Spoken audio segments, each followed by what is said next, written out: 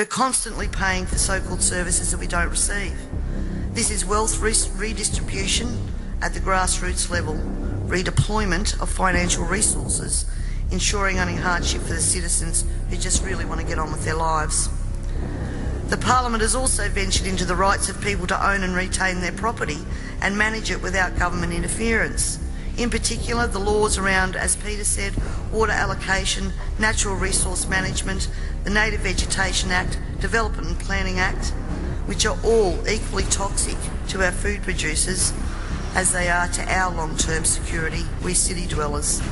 Everyone needs to remember we all pay a natural resource management levy on our tax rates. So this is not just going to affect the food producers. The intrusions into our property that Peter was talking about that land producers are going through will roll out into the suburbs and into the city because they have the authority to do that.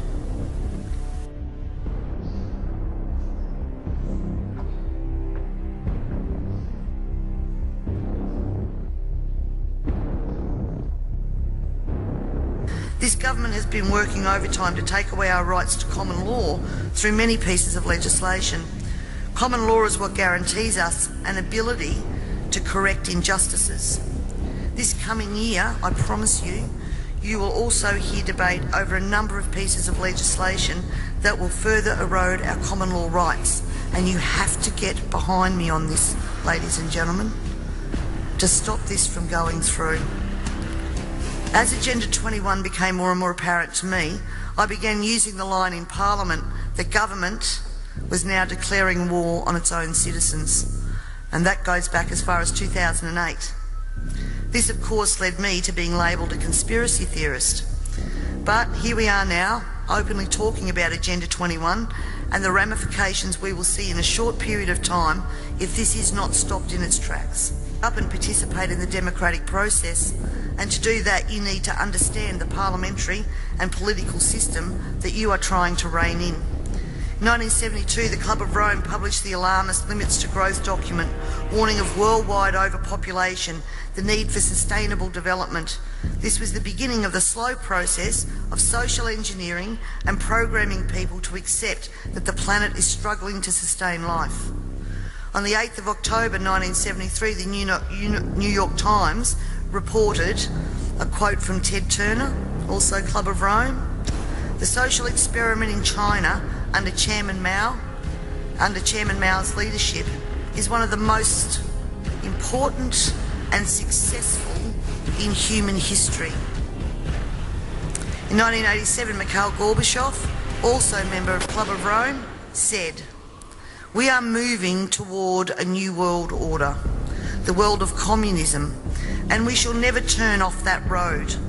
He also quoted in 1996 Monetary and Economic Review on page 5, "The environmental crisis will be the international disaster that will unlock the new world order, one world government."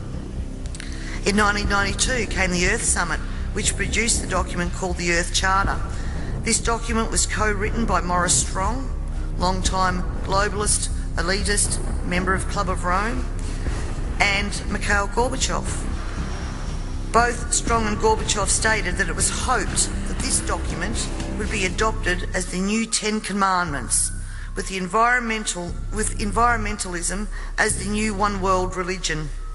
Out of this summit came Agenda 21. Ted Turner, who was also a member of the Club of Rome, was quoted as saying in 1996, "The total population of 250 to 300 million people is ideal. That means a reduction of 95% from present levels would be even more ideal." Anyone who abhors the China one-child policy is simply a dum-dum. In 1998, the Baltimore Sun reported on July the 7th, most of Ted Turner's first donation to the UN of $22 million went to programs that seek to stall population. Another goal of the depopulation process is that the upcoming generation will submit to sterilisation to save Mother Earth.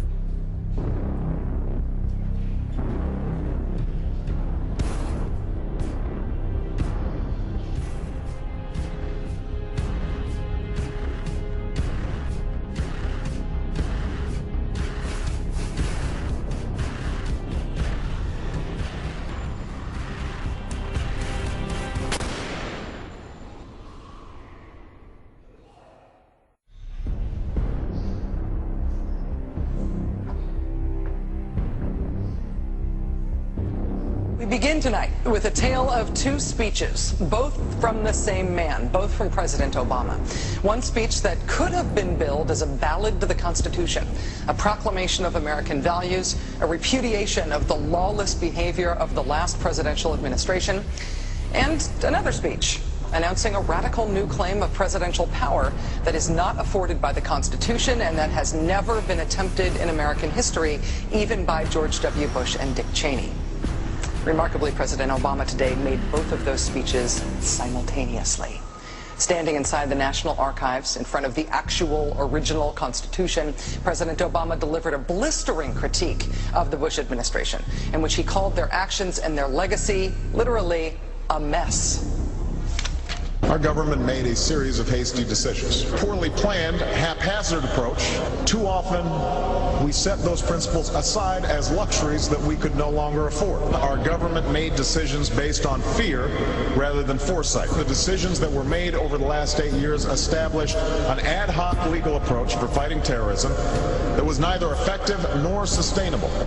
An ad hoc legal approach for fighting terrorism that was neither effective nor sustainable. Ouch. Then, moments later, he announced his own ad hoc legal approach for fighting terrorism. President Obama today proposed something new, something called prolonged detention. Doesn't sound that bad, right? Prolonged detention. Did you ever see the movie Minority Report? It was based on a Philip K. Dick short story. It came out in 2002. It starred Tom Cruise, remember? He played a police officer in something called the Department of Pre-Crime. Pre-crime is where people are arrested and incarcerated to prevent crimes that they have not yet committed. Mr. Marks, by mandate of the District of Columbia Pre-Crime Division, I'm placing you under arrest for the future murder of Sarah Marks and Donald Dubinos. Take place today, April 22nd, at 0800 hours 4 minutes. No, I didn't do anything. You didn't do anything, but you're gonna. Future murder. Creepy, right? Putting somebody in jail not for what they've done, but for what you're very sure they're going to do? There may be a number of people who cannot be prosecuted for past crimes. In some cases because evidence may be tainted, but who nonetheless pose a threat to the security of the United States. We're not prosecuting them for past crimes, but we need to keep them in prison because of our expectation of their future crimes. Al-Qaeda terrorists and their affiliates are at war with the United States, and those that we capture, like other prisoners of war, must be prevented from attacking us again. Prevented. We will incarcerate people preventively. Preventive incarceration. Indefinite detention without trial. That's what this is. That's what President Obama proposed today, if you strip away the euphemisms. One civil liberties advocate told the New York Times today, quote, "We've known this was on the horizon for many years, but we were able to hold it off with George Bush. The idea that we might find ourselves fighting with the Obama administration over these powers is really stunning."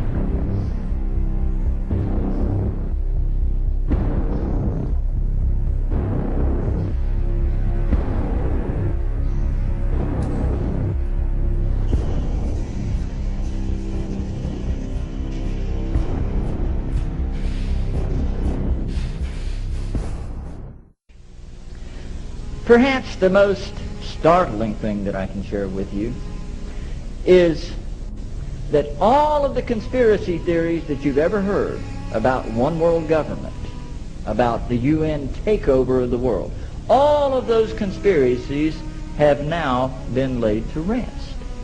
There's nothing conspiratorial about it. It's all published. If you live in the heartland of America, you have to listen up. While the nation was distracted with the Anthony Weiner drama, President Obama signed an executive order that will seize greater power over food, fiber, and energy in our vast countryside area. It was during that study in which I began to realize that this was not an effort to protect the environment, but an effort to control you and I.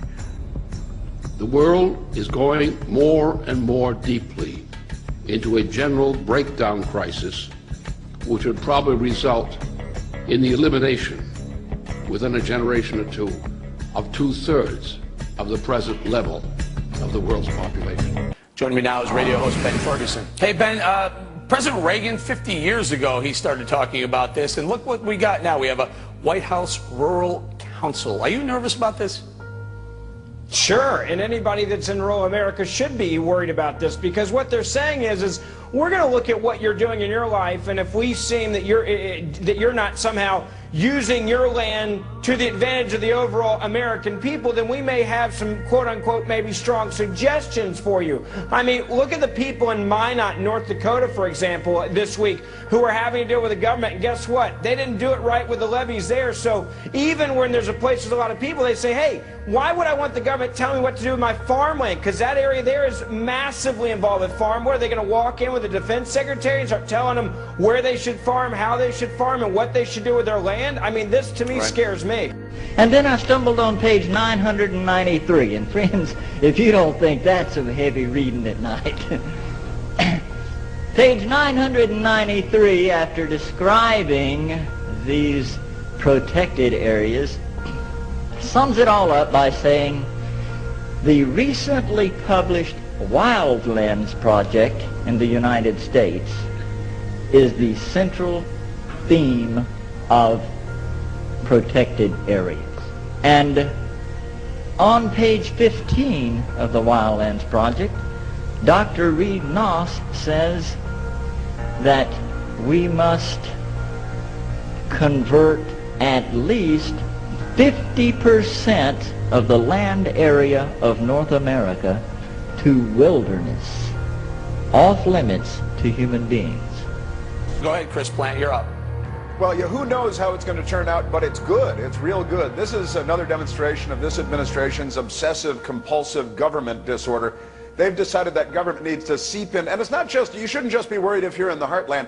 We should all be worried about this. This is government out of control. This is crazy. This is over the top. This is one of hundreds of sort of organizations and commissions and panels that this administration has created to wheedle their way into our lives, and what kind of light bulbs we can use, and how much broccoli we can eat, and what we can drive, and what our kids have to eat at school. And they're just seeking to control Tony, every area of our lives. Certainly feels like overreach to me. Not only overreach, Eric, I mean, it's so frightening. This is 16% of America, what's considered rural America, who basically is now going to have its entire livelihood run by government in Washington. They're far away from Washington. They like it that way, is my guess. I think Mr. Ferguson certainly sounds like he's representing that point of view.